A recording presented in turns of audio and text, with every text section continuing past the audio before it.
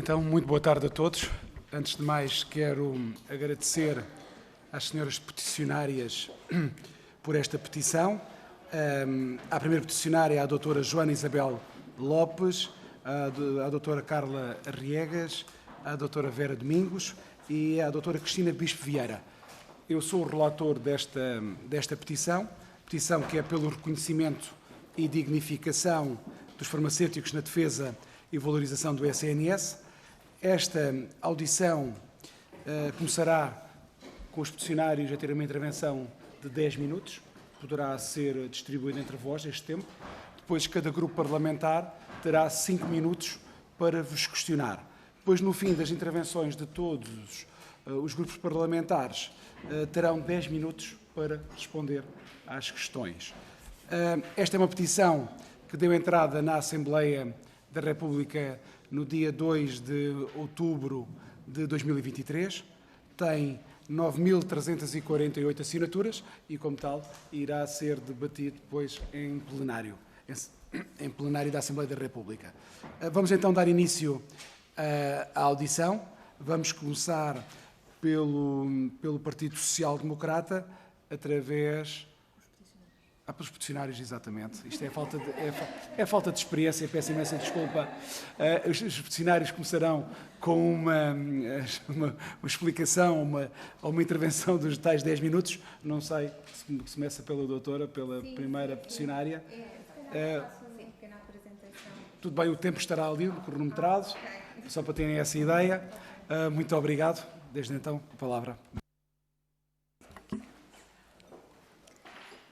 Olá, boa tarde. Portanto, boa tarde a todos os presentes. Agradeço muito a vossa presença e a disponibilidade para nos ouvirem hoje.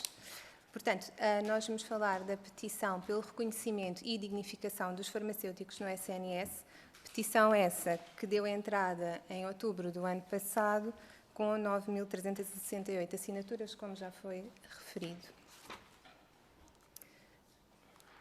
Portanto, eu gostava de deixar aqui, primeiro, uma ideia, que é a de que sem farmacêuticos nos hospitais não há saúde. Pronto. E depois, isto é, no lado direito, temos um pequeno resumo da apresentação, portanto, o enquadramento, ou seja, qual é o enquadramento da nossa situação, o que é que nos trouxe até aqui, o que faz um farmacêutico no SNS, que formação tem, um farmacêutico especialista, relativamente ao reconhecimento e dignificação, do que é que estamos a falar quando dizemos querer reconhecimento e dignificação e, no fim, porquê? Porque é que achamos que esse reconhecimento é importante. Pronto, então em termos de enquadramento, qual é o enquadramento? Os farmacêuticos não é uma profissão recente, já desde o século XII que existem em Portugal. Em 1972 já existia a Ordem dos Farmacêuticos, mas antes disso, já em 1838, a Sociedade Farmacêutica Lusitana desempenhava funções na área das análises, na análise de água, que era importante para a saúde pública, e de plantas que vinham de São Tomé, como o cacau e o café.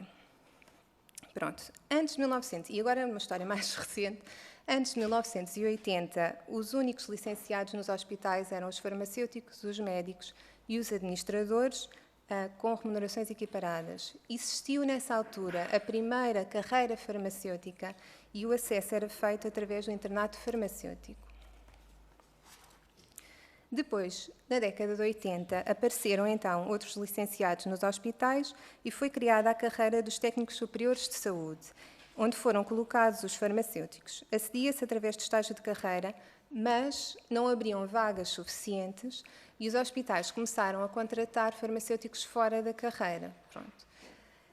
Entre esta altura e 1999, portanto, 1999 é um ano que queremos aqui também sinalizar, porque foi o ano da última atualização da grelha salarial. Em 2017 é criada então a nova carreira farmacêutica, acede-se através da residência, mas quando foi feita esta criação da carreira, 80% dos profissionais foram colocados na base da carreira, em vez de terem sido colocados tendo em conta os seus anos de experiência. não houve revisão salarial, portanto, foi-nos exigida neutralidade orçamental. Agora, em 2022, abriram concursos que excluíram farmacêuticos com 20 anos de experiência ou mais, porque só estavam na carreira de 2017 há 4 anos. Pronto, portanto, pessoas com 20 anos de experiência foram excluídas, aparentemente por falta de experiência. Pronto, quando as nossas funções sempre foram bem definidas, com características próprias, portanto, a única coisa que faria sentido era ter considerado o tempo prévio, na nossa opinião. Em 2023, a Ordem dos Farmacêuticos recebeu dezenas de escusas de responsabilidade e fizemos a nossa segunda greve em 30 anos. Uma adesão de 90%, mas ainda assim terminou sem nenhum contacto do Ministério da Saúde. Tivemos também uma reunião com a Provedora da Justiça, que reconheceu a legitimidade de vários pontos que lhe foram apresentados. O que faz um farmacêutico no SNS? Já percebi que devia ter escolhido ali uma cor, em vez do branco, devia ter sido ali o preto, mas pronto. Então, temos 3 ramos principais, portanto, as análises clínicas, os farmacêuticos hospitalares e a genética humana. Os farmacêuticos hospitalares têm como missão assegurar a cadeia de valor do medicamento, portanto, qualidade, a segurança e a eficácia, que muitas vezes é resumido como um medicamento certo, no doente certo, na dose certa. Os farmacêuticos no SNS gerem 25% do orçamento do Estado para a saúde, portanto, passando pela aquisição e dispensa de medicamentos, a preparação de quimioterapia, ensaios clínicos e comissões técnicas, validação de biopatológica de análises, garantia do sistema de qualidade, portanto, e muitas outras tarefas que não vale a pena entrar aqui em mais pormenor. Que formação temos? Quantos somos e quantos devíamos ser? Portanto, nós temos 5 anos de formação geral, o mestrado integrado, que é obrigatório, mais 4 anos de formação específica, que é então a residência, que, como agora se denomina. E somos cerca de 1000 farmacêuticos no SNS. Escusas de responsabilidade que foram apresentadas por mais de 160 farmacêuticos hospitalares, deram conhecimento à Ordem e, portanto, temos aqui os vários centros hospitalares e hospitais onde isso aconteceu. E, portanto, atualmente quase 20% dos farmacêuticos hospitalares entregaram estas escusas por considerarem que não estão reunidas condições materiais e de recursos para a prestação de cuidados de saúde com qualidade. A Ordem dos Farmacêuticos tem vindo também a alertar para a falta de pelo menos 300 farmacêuticos nos hospitais. Ora, se recordam, nós somos cerca de 1000. Portanto, 300 farmacêuticos é 30%, só para assegurar, em déficit, só para assegurar as tarefas do dia-a-dia. Ora bem, do que é que falamos quando dizemos que queremos reconhecimento e dignificação? Acho que ninguém gostava de ter um ordenado do século passado, não é? Temos uma abismal perda de poder de compra. Portanto, desde 1999 e até 2024 falamos da falta da atualização da grelha salarial.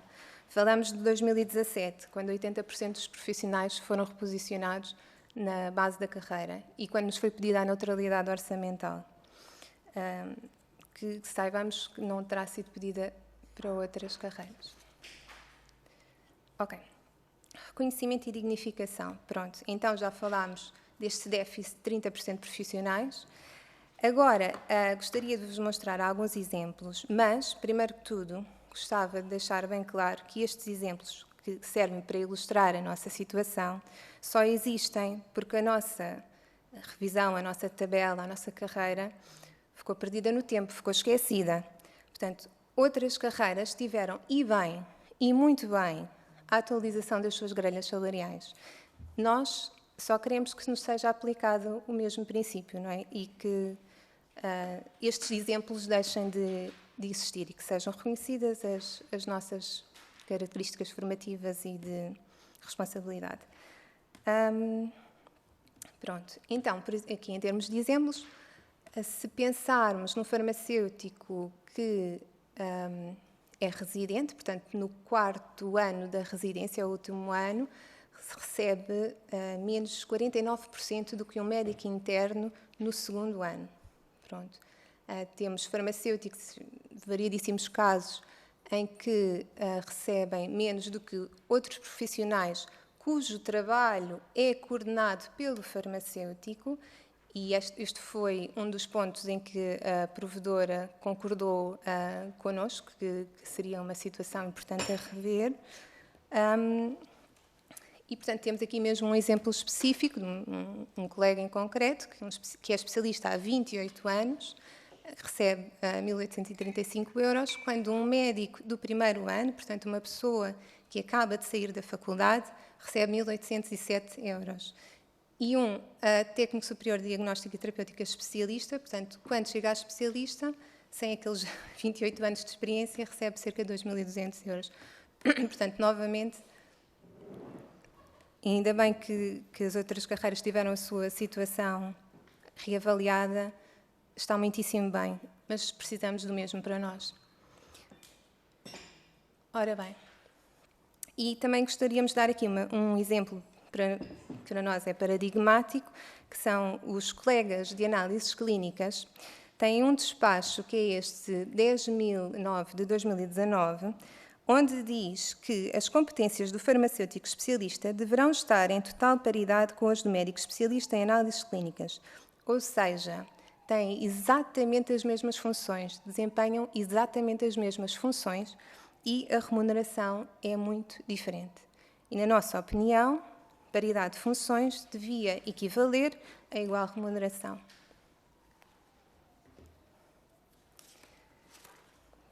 Pronto. E porquê é que achamos que é importante que haja, então, reconhecimento e dignificação? Eu já percebi que já passei o tempo, mas é só mais este slide. Para evitar a fuga de recursos humanos para a imigração, para a indústria, para farmácias comunitárias, para o privado, e evitar farmacêuticos desmotivados e exaustos, e assegurar que os doentes recebem cuidados adequados, seguros e eficazes, e assegurar que cada euro dos milhões que são gastos em medicamentos no SNS são gastos da forma mais eficaz possível. Obrigada. Muito obrigado, doutora Joana Isabel Russo Lopes, pelos seus esclarecimentos. Agora sim vamos passar ao maior grupo parlamentar, ao grupo do Partido Social Democrata, pela voz da senhora deputada Ana Elizabeth Oliveira. Muito obrigado. Obrigada, senhor relator, desta petição. Começo por agradecer a vossa presença. Isto, de facto, é democracia, não é? Estarmos aqui todos a discutir assuntos tão importantes como o vosso. E, portanto, agradecer a vossa vinda cá e agradecer, essencialmente, a clareza da vossa apresentação, que pedia já de antemão, se fosse possível, chegar aos grupos parlamentares. Seria interessante, apesar de termos tirado algumas notas, estão ali dados importantes que gostaria que houvesse essa... Está este documento está na agenda da Comissão. Ok, está lá pronto, peço imensa desculpa, porque não, de facto não passou-me ao lado. Dizer-vos também que, portanto, sendo uma petição com mais de 9.000 subscritores, portanto, vai ter um encaminhamento natural que é uma discussão alargada no plenário da Assembleia da República, o que torna este assunto ainda mais relevante para todos nós. Dizer-vos que, de facto, este enquadramento histórico que fizeram demonstra a importância dos farmacêuticos no Serviço Nacional de Saúde e que, dados como em 1999 ter sido a última atualização, assusta-nos a todos, não é? Portanto, não dignifica nada os profissionais de saúde, como não dignifica nada a quem precisa dos vossos cuidados. Portanto, dizer-vos que as vossas pretensões são, de facto, muito respeitadas por nós e que há toda uma receptividade por parte do grupo parlamentar do PSD em considerar todas as vossas indignações e pretensões e com certeza que vamos avaliar com toda a atenção, porque merecem toda a nossa atenção. Sublinhar também que, entregando esta petição em outubro do ano passado, estamos a falar que estamos num momento político diferente que estariam em outubro. Portanto, isso também tem algum impacto. E sublinhar também que, como é do vosso conhecimento, o Governo, e em especial o Ministério da Saúde, está a levar a cabo todo um processo de negociação com profissionais de saúde e, com certeza, vai chegar aos farmacêuticos e é certo que terão uma intervenção assertiva junto de todas as vossas reivindicações. Portanto, agradecer mais uma vez. Estamos disponíveis para o que precisarem e falaremos no futuro. Muito obrigada mais uma vez.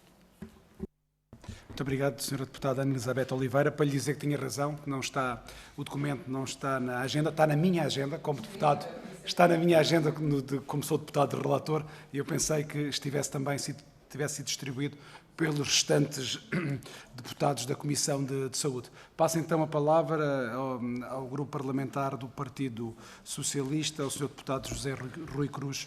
Muito obrigado. Obrigado, Sr. Presidente. Queria cumprimentar a doutora Joana Isabel, a doutora Carla Arriegas, a doutora Vera Domingos, a doutora Cristina Bispo Vieira. Queria agradecer os contributos que nos trouxeram aqui e queria também tecer alguns comentários sobre aquilo que foi dito pelo PSD.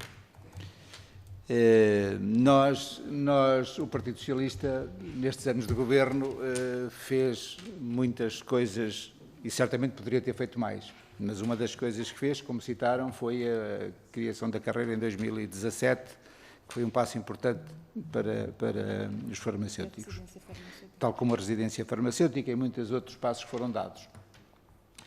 É certo que esta evolução salarial e estas situações que nos trazem aqui, e nós sabemos que na área da saúde há muitas carreiras, muitas categorias profissionais, e nós temos acompanhado ao longo dos últimos anos que precisam de ser revistas, revisitadas, e sabemos também que na administração pública houve, e também não só na administração pública, mas principalmente na administração pública, houve aqui nos últimos anos subidas dos salários mínimos e os salários das carreiras técnicos superiores ficaram um bocadinho esquecidos. Mas também sabemos da rapidez, que ainda ontem foi dito em plenário, com que nos primeiros 30 dias o PSD resolveu o problema dos professores. Portanto, nós julgamos que se em 30 dias o PSD resolveu o problema dos professores, mais 10 dias, menos 10 dias, resolverá certamente o dos farmacêuticos. Portanto, a rapidez é tanta com os professores que eu não quero crer que deixe para trás os farmacêuticos. Tanto mais que uns não são melhores que os outros, e o saldo orçamental que o Partido Socialista deixou para que pudesse haver uma distribuição equitativa para todos aqueles que são portugueses e que são funcionários públicos, neste caso, o que estava a ser estudado era uma solução que servisse todos os funcionários públicos e não uns em detrimento dos outros. Parece que a maior parte do bolo foi para os professores e nós achamos que deveria ir para os professores, mas também para os outros que são igualmente funcionários públicos. E por isso achamos que foi apressado, sem olhar às outras categorias profissionais, como é nomeadamente o vosso caso, mas também os médicos dentistas, que estão também numa situação muito parecida, aliás, pior do que a vossa, porque nem sequer ainda têm uma carreira definida, estava essa solução também a ser trabalhada, e por isso o que nós temos o Partido Socialista o que tem a dizer sobre este assunto é que acompanhamos aquilo que são as vossas preocupações, estaremos naturalmente atentos àquilo que é o trabalho deste Governo, não seremos uma força de bloqueio, naturalmente estaremos aqui prontos para acompanhar, tanto mais que este Governo não tem força que acha que tem 1/3 dos deputados deste Parlamento e, portanto, nós estamos aqui para fazer o nosso trabalho e, portanto, acompanharemos com tudo aquilo que nos é possível as vossas pretensões que estavam dentro do equilíbrio orçamental a ser analisadas pelo Governo do Partido Socialista e continuaremos a fazer isso. Muito obrigado, Sr. Deputado. Passamos então ao Grupo Parlamentar do Chega, à Sra. Deputada Marta Silva. Muito obrigada, Sr. Deputado Relator Cristina. Na pessoa da doutora Joana Lopes, cumprimento todas as presentes E esta petição que evidencia as preocupações profundas e legítimas sobre a valorização profissional dos farmacêuticos, do SNS e também sobre as condições de trabalho, está em linha, na verdade, com as reivindicações de outras profissões do Serviço Nacional de Saúde, se não todas elas. Vejamos, valorização da profissão e revisão salarial, contagem integral do tempo de serviço para progressão na carreira, vinculação dos profissionais com contratos precários, não falámos aqui, mas sabemos que existem muitos, adequação do número de profissionais às necessidades e regulamentação do acesso quer à especialidade, bem como o reconhecimento dos títulos especialistas já dados pela Ordem. Isto permite-nos entender a real dimensão das dificuldades que são enfrentadas atualmente pelos farmacêuticos hospitalares, na generalidade, por todos os profissionais também, e a forma como têm sido tratados, e a palavra é mesmo esta, têm sido tratados nas últimas décadas, onde, claro, se incluem os farmacêuticos. Dar nota que os farmacêuticos hospitalares são responsáveis pelo uso racional de uma grande fatia do orçamento de Estado, e muito importante, portanto, são eles os que vão executar ou não a boa gestão dessa fatia, que representa, segundo o que aqui indicaram, 25% do total do cabimento orçamental para a saúde. E em maio, aqui nesta casa, ouvimos o Sindicato Nacional dos Farmacêuticos e nesta altura foi referido, e passo a citar, os farmacêuticos estavam profundamente revoltados e desiludidos com o Ministério da Saúde por este não manifestar qualquer intenção de iniciar um processo negocial sério. Ora bem, esse desinteresse resultou em greves decorridas nos últimos 2 anos, a última foi em 2023, que foram uma das formas que encontraram de serem ouvidos e cuja adesão rondou os 90%. Neste sentido, eu gostaria de colocar as seguintes questões. Como é que avaliam o progresso dessas negociações com o anterior Ministério da Saúde, se é que elas existiram? Se acreditam que esta nova Ministra da Saúde, já que partilha do vosso know-how como farmacêuticos, não é? Ela é também se está disponível para responder efetivamente com medidas concretas e a curto prazo, e soubemos que esteve reunida no mês passado com o Sr. Bastonário da Ordem dos Farmacêuticos, e nessa reunião foram elencadas, a Ordem tornou público algumas das reivindicações que foram tratadas nessa reunião e as preocupações que tinham. Pergunto se conhecem que houve algum compromisso da parte que a Sra. Ministra tenha assumido para com a classe. E já agora, para terminar, já passei um bocadinho o meu tempo, ou penso que não, são 5 minutos, não é?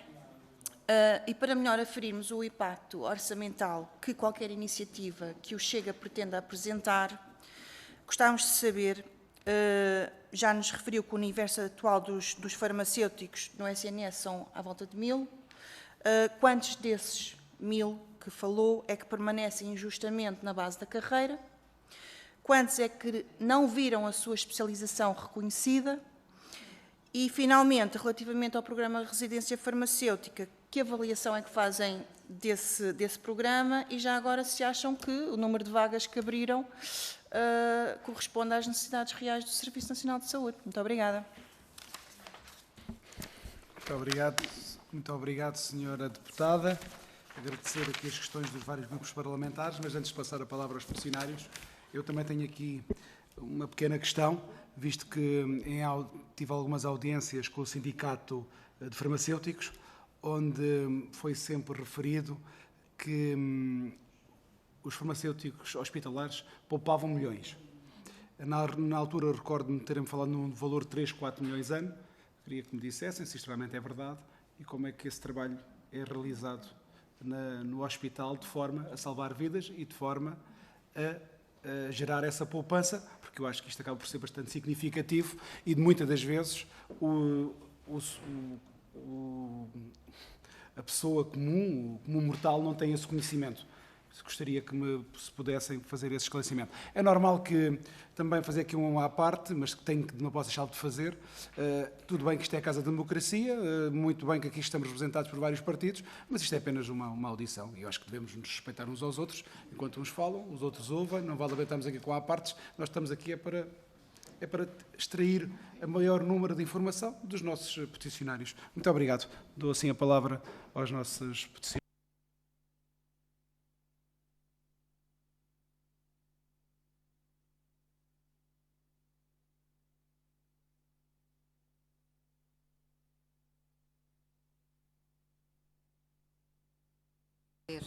algumas das questões que aqui puseram. Como é que avaliamos o progresso até agora? Foi nenhum. Todas as reuniões que o sindicato tentou ter no ano passado, em 2023, não as conseguiu concretizar, ou então faltava o Ministério das Finanças na reunião, portanto, no fundo, acabava por não darem absolutamente em nada.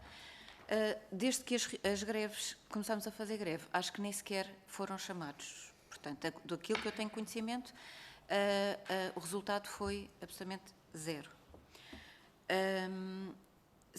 Relativamente à nossa Ministra da Saúde, ela efetivamente é farmacêutica, portanto, uma coisa eu tenho a certeza, ela tem conhecimento do nosso trabalho, da nossa valorização, também foi nossa bastonária, portanto, há uns anos atrás, portanto, certamente tem muito conhecimento do trabalho do farmacêutico e o que é que o farmacêutico efetivamente faz e qual a sua importância.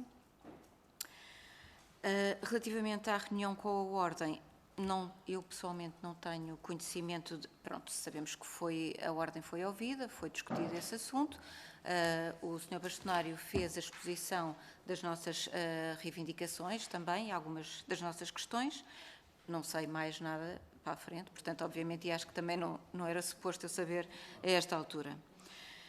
Neste momento, quantos permanecem na base? Os mesmos, 80%. E eu posso falar pessoalmente, portanto, a base da nossa carreira é os 23, o nível a seguir é o 25, eu tenho 28 anos de hospital e estou entre o 24 e o 25, portanto, nem ao 25 cheguei.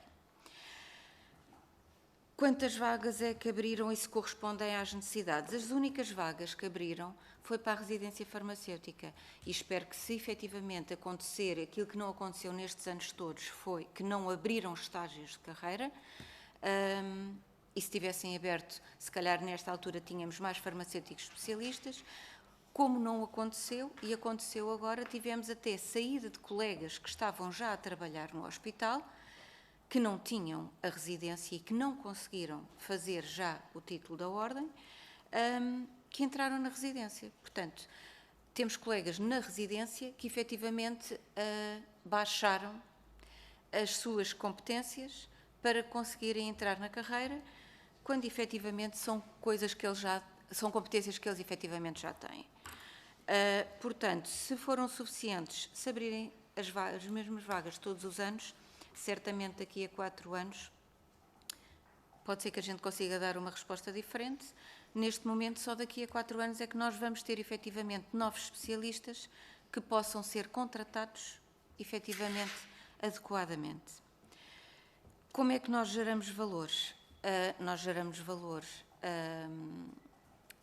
fazendo uma boa gestão do medicamento, como avaliando o medicamento na sua composição, efetivamente conseguindo adquirir nos concursos públicos aquele que melhor satisfaz as nossas necessidades, e aqui aproveito para dizer que o preço mais baixo nem sempre é o melhor valor, porque um medicamento que depois obriga a que haja um trabalho dentro da farmácia hospitalar, como seja uma reembalagem, que vai vai necessitar de recursos humanos, vai requisitar mais material, portanto, nem sempre o mais barato é efetivamente o menor custo. Portanto, uma parte é essa, outra parte é nós termos profissionais suficientes para conseguirmos fazer, por exemplo, o fracionamento dos medicamentos de forma a que, porque muitas vezes aquilo que é necessário é uma parte da ampola que é fornecida, e termos capacidade de fazer o fracionamento permite que, por exemplo, consigamos tratar 4 doentes com o mesmo dinheiro que tratávamos um.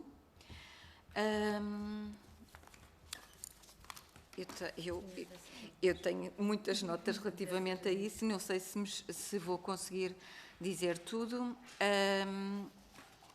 A consulta farmacêutica é outra realidade que já está prevista, mas que muito dificilmente se consegue implementar nos hospitais pela falta de recursos. Portanto, estamos todos dirigidos praticamente para o imediato, para a necessidade imediata, para a falta de medicamentos que é recorrente. No ano de 2023 foi recorrente, este ano está de uma forma que nunca vi, nestes anos todos de exercício profissional que tenho, em que nós estamos, por vezes, a não dar sequer uma caixa de medicamento a um doente, mas estamos a dar um blister. Estamos a dar tratamento para uma semana para conseguirmos garantir que todos os doentes têm acesso à sua medicação da forma adequada. E pronto, e não me vou estender mais, vou dar a palavra a outros colegas. Peço desculpa, só complementar aqui na parte da consulta farmacêutica e das nossas intervenções e como é que podem, e como é que de facto poupam milhões ao SNS. Nós na consulta farmacêutica vemos a parte das interações medicamentosas e se tivermos recursos e pessoas para o fazer, conseguimos fazer, e são por vezes detectadas situações em que é necessário fazer um ajuste de dose à medicação. Para, por um lado, que o doente não tenha toxicidade, e depois estamos a falar de medicamentos que custam 6.000 euros por mês. E, portanto, é necessário fazer um ajuste, e este ajuste só por si são 2.000 euros por mês que estamos a poupar ao SNS, e o doente fica melhor tratado, porque se estivesse a fazer a dose total, poderia ter toxicidade, ir parar à urgência e ter consequências. Pronto. Também existe outra coisa que é a farmacocinética, que é, portanto, a medição dos níveis séricos dos fármacos, que depois são analisadas para que seja feito um ajuste doente a doente, tendo em conta os níveis reais, e são fármacos que por vezes são utilizados no transplante de medula, por exemplo, e que se não tiverem na dose adequada, pode falhar o transplante ou pode o doente ter uma toxicidade muito elevada, porque são fármacos muito tóxicos. E obviamente, isso implica, para além de toda a saúde do doente e tudo mais, implica também nos custos que nos tinham perguntado.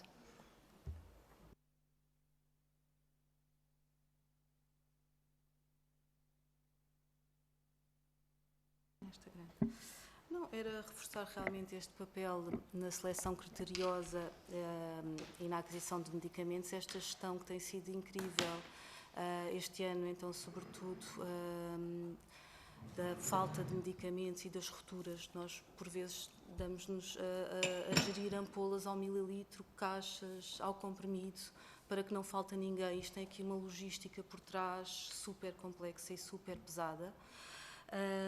Depois estes aspectos importantes da consulta farmacêutica, a adequação da dose certa, ao doente certo. Portanto, qualquer dispensa da nossa parte de medicação, quer para um doente em ambulatório, quer para um doente internado, pressupõe a validação da prescrição médica e a verificação de interações com outros medicamentos que o doente toma, de comorbilidades do doente que possam influenciar na dose. Portanto, fazemos esta validação e trabalhamos de perto com os médicos.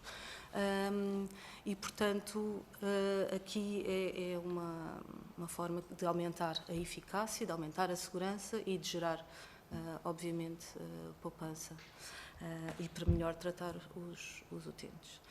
E estamos numa situação, houve muitos colegas que acabaram por sair, portanto, a nossa carreira neste momento não é nada atrativa. Houve colegas, nem há muitos, ou seja, não há farmacêuticos que queiram entrar, os farmacêuticos que estão saíram e, portanto, e causam uma grande pressão, um grande constrangimento nas nossas tarefas do dia-a-dia, porque para executarmos as nossas funções corretamente e coisas que são legalmente, que nós somos obrigados a fazer, portanto, estamos numa situação de uma grande pressão para mantermos as nossas atividades.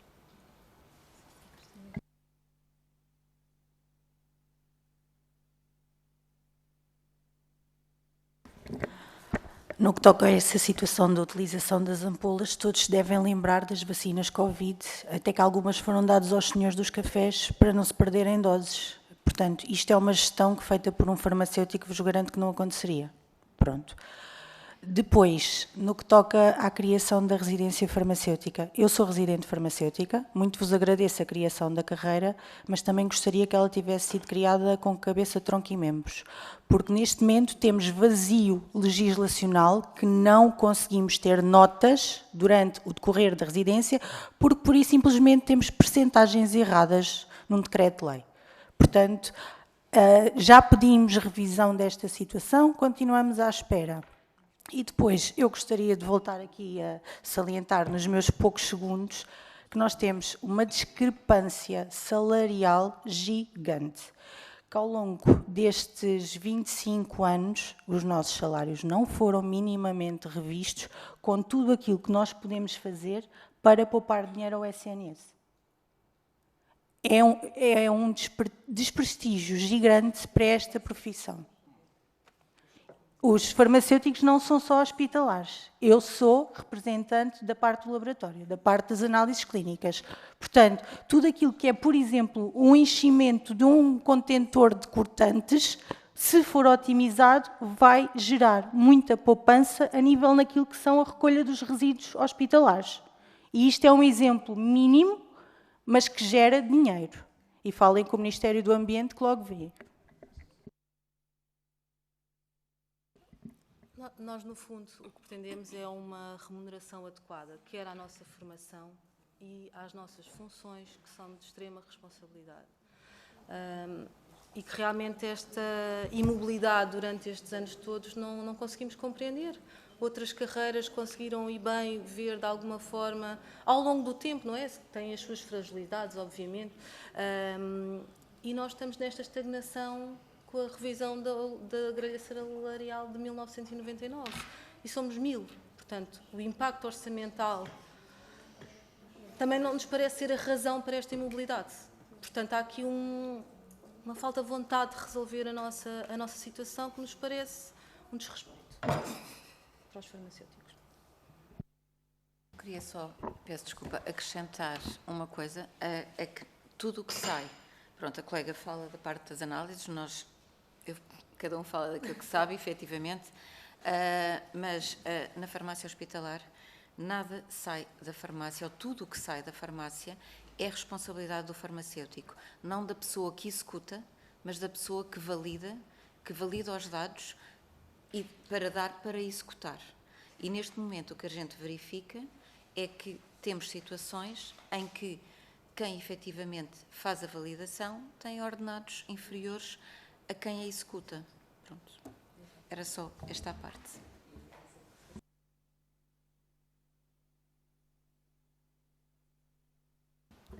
Sim, pronto, eu não sei se a Ministra apresentou algumas medidas concretas, desconheço, mas se de facto algum partido propuser medidas concretas, fico feliz de saber que o PS não vai ser uma força de bloqueio, porque na legislatura anterior foi exatamente o que aconteceu. Portanto, houve um partido que propôs uma revisão da tabela salarial e precisamente foi bloqueada pelo PS. Portanto, é uma coisa que também nos deixa...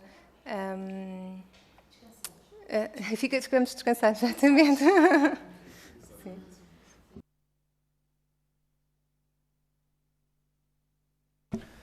Então, muito obrigado pelos vossos esclarecimentos e pelas declarações prestadas. Queremos lhe agradecer em nome de toda a Comissão de Saúde, em nome de todos os grupos parlamentares, e dizer-lhes que daremos seguimento à vossa petição, nos bons termos da Assembleia da República. Nosso muito obrigado.